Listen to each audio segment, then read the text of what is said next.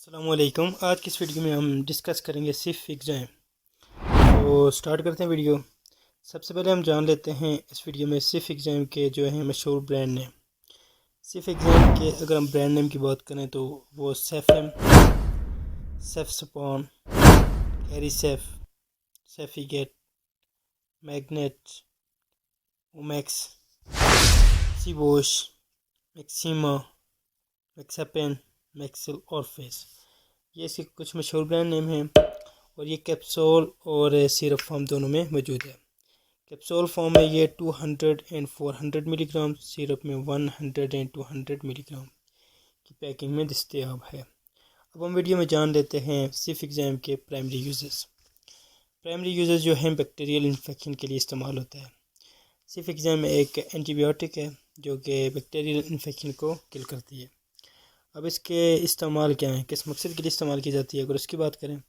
This medicine is indicated for patient with infection of respiratory track.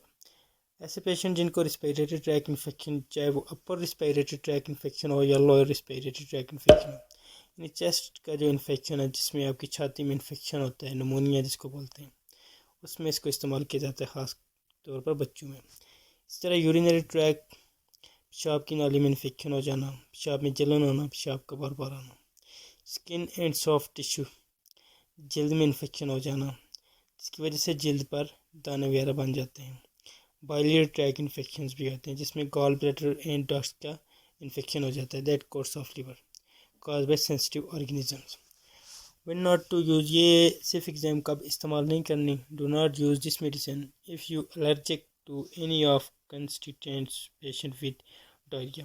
یا آپ نہ استعمال کریں اگر آپ کو ایسی الرجی ہو، یا تو پھر اس کو آپ تب استعمال نہیں کرنا اگر آپ کو ڈائریا ہو، تو اس سچویشن میں آپ نے استعمال نہیں کرنا. اس طرح سیویئر کڈنی ڈیزیز، اگر آپ کو گردوں کی جو بیماری ہے وہ زیادہ حد تک ہے تو پھر بھی آپ اس کو استعمال نہ کریں. پریگننسی میں اس کے استعمال کے حوالے سے کیا ہے. وارننگ ڈورنگ پریگننسی، نو ڈیفینٹیو ڈیٹا ریگارڈنگ یوز ان پریگننٹ فیمیل.